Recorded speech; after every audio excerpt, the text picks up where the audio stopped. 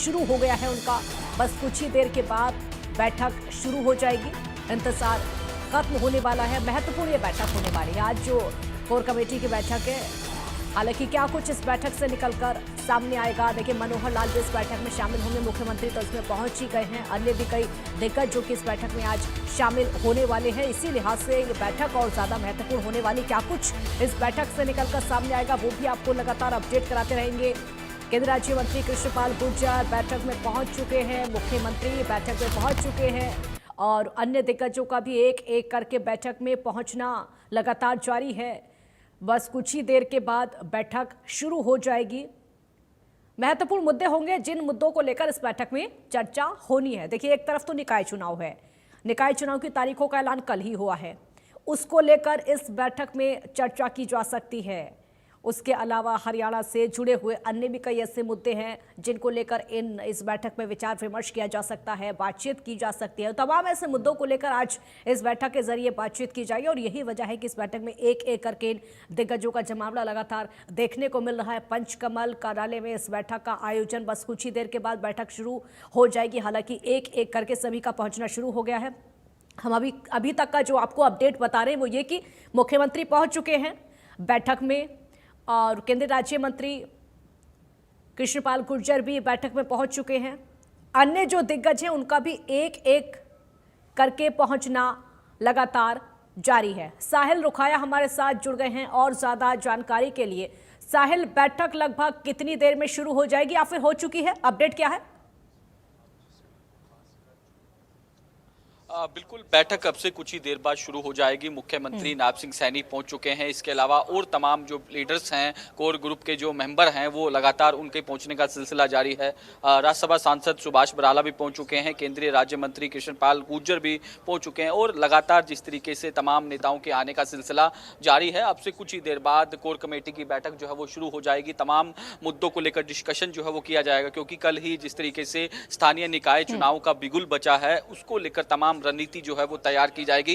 किस तरीके से तमाम मुद्दे लेकर जो है वो भारतीय जनता पार्टी जो है जहां जहां चुनाव होने हैं उनके बीच में जाएगी। आप तस्वीरों में देख सकते हैं सुधा यादव भी जो है वो पहुंच चुके हैं। राज्यसभा सांसद सुभाष बराला से हम बातचीत करने की कोशिश करेंगे, लेकिन जिस तरीके से लगातार तमाम लीडर्स जो हैं वो लगातार उनके साथ पहुंचने का सिलसिला जारी है। सुभाष बराला इस वक्त हमारे साथ मौजूद हैं। सर, आज मीटिंग बुलाई है। इसके अलावा मैं नारी शक्ति वंदना की बात करूंगा। 2023 जो अधिनियम लागू होना है, महिलाओं में काफी उत्साह है, लगातार भारतीय जनता पार्टी प्रोग्राम भी कर रही है। जी, देखिए, निश्चित रूप से आज जो भारतीय जनता पार्टी की कोर ग्रुप की बैठक होने वाली है, इस बैठक के अंदर जो हमारे निगमों के यानी कि स्थानीय निकाय के जो चुनाव हैं उनके ऊपर तो चर्चा होगी और इसके अलावा हम भविष्य में किस प्रकार से भारतीय जनता पार्टी को आगे लेकर के जाएं, इन विषयों के ऊपर चर्चा होगी। और जैसे आपने कहा कि संसद का अधिवेशन है और इसमें एक ऐतिहासिक जो बिल पास हुआ था 2023 में सर्वसम्मति से, अब उसको लागू करने का समय आ गया है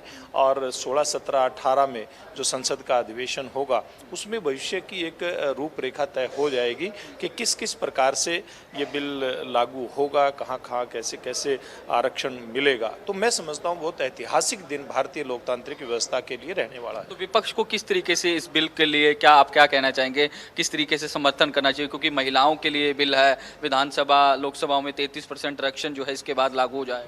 देखिए, भारत किस प्रकार की मान्यता को मानने वाला देश है, जहाँ कहते हैं कि नारी यत्र पूजन्ते रमन्ते तत्र देवता, और सब विपक्ष के नेता, सब विपक्षी दल इस बात को समझते हैं। इसलिए 2023 में सबने सर्वसम्मति से फैसला किया था। अब भी देश के प्रधानमंत्री की और भारतीय जनता पार्टी के शीर्ष नेताओं की, विपक्षी दल के तमाम नेताओं से बात हुई है और सब, मुझे लगता है सर्वसम्मति से ही ये बिल आगे जो पास हुआ था पहले, ये इम्प्लीमेंट हो। 29 का चुनाव इसके आधार पे हो, ये सारा व्यवस्था इस सदन के अंदर यानी कि सेशन के अंदर बनती दिखाई दे रही है। बिल्कुल, सुभाष बराला थे, सुधा यादव जो है हमारे साथ मौजूद हैं। आज मैम कोर ग्रुप की बैठक बुलाई गई है, किन मुद्दों को लेकर डिस्कशन किया जाना है और साथ ही साथ नारी शक्ति वंदन जिस तरीके से लागू होना है, 16, 17, 18 को स्पेशल सेशन बुलाया गया, किस तरीके से देखते हैं? विपक्ष से क्या अपील करना चाहेंगे, क्योंकि ये 2023 के अंदर जो है वो पास हो गया था, लेकिन अब इसको लागू करवाया जाना है। देखिए, विपक्ष से तो मेरी अपील यही है कि लंबे समय से जो मांग चली आ रही थी और जो 2023 में पारित हुई थी, अब उसको लागू कराने में वो सरकार का सहयोग करें और सब लोग मिलकर के करेंगे। जहां हमने महिला सशक्तिकरण की बात कही थी, वहीं पर आज महिला नेतृत्व की बात हो रही है, तो उस नेतृत्व को देने में विपक्ष के सहयोग की हम अपेक्षा करते हैं और मुझे लगता है कि सब दलों का सहयोग इसमें मिलेगा। बड़ा एक डिसीजन प्रदेश सरकार ने भी लिया है, 33% आरक्षण महिलाओं को डिपो में भी दी जाएगा और केंद्र सरकार ने तो 2023 में ये तय भी कर दिया था, जिस तरीके से विधानसभा में, लोकसभा में 33% आरक्षण दिया जाएगा। एक बड़ा फैसला, इसको किस तरीके से देखते हैं आप एज ए महिला होने के नाते, क्योंकि आपका एक लंबा एक्सपीरियंस जो है वो भारतीय जनता पार्टी में रहा है?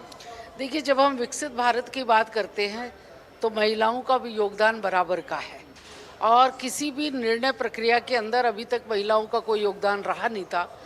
उस योगदान को आज दिया जा रहा है और उसी के माध्यम से देश भी सशक्त होगा, विकसित भारत भी बनेगा और महिलाओं को, जिसको हम बराबरी की बात करते थे, आज उसमें एक कदम आगे बढ़ रहा है। सब मिलकर के आगे बढ़ेंगे तो निश्चित रूप से 2047 का भारत विकसित भारत को होगा।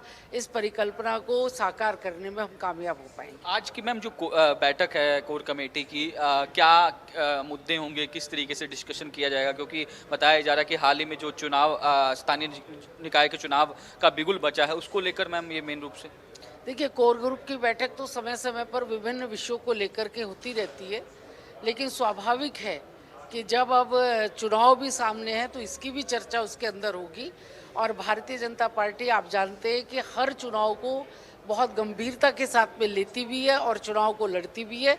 तो आने वाले चुनाव में भी कमल का फूल खिलेगा, आज उसकी रणनीति तय करेंगे। तो बिल्कुल आने वाले दिनों में कमल का फूल खिलेगा, इसकी रणनीति तैयार की जाएगी। सुधा यादव है भारतीय जनता पार्टी की वरिष्ठ नेत्री, आप तस्वीरों में देख सकते हैं जिस तरीके से सुदान सिंह जो हैं राष्ट्रीय उपाध्यक्ष जो हैं वो यहाँ पहुँच चुके हैं। आप तस्वीरों में देख सकते हैं सुदान सिंह जो है यहाँ पहुँच चुके हैं। इनका स्वागत जो है वो संगठन मंत्री फरेंद्र नाथ शर्मा की ओर से किया जा रहा है। इसके अलावा तमाम और बड़े लीडर्स जो है वो यहाँ पहुँचना शुरू हो चुके हैं, क्योंकि जिस तरीके से कोर ग्रुप की बैठक जो है वो होती है, समय समय पर होती है, और इस बार जिस तरीके से कल ही स्थानीय निकाय चुनाव जो है उनकी घोषणा हुई है और उसके बाद आज जिस तरीके से मीटिंग बुलाई गई है, तो कहीं ना कहीं इसको लेकर स्ट्रेटेजी जो है वो तैयार की जाएगी। सुदान सिंह जो है वो पहुँच चुके हैं, संगठन मंत्री फरेंद्र नाथ शर्मा भी उनके साथ मौजूद हैं।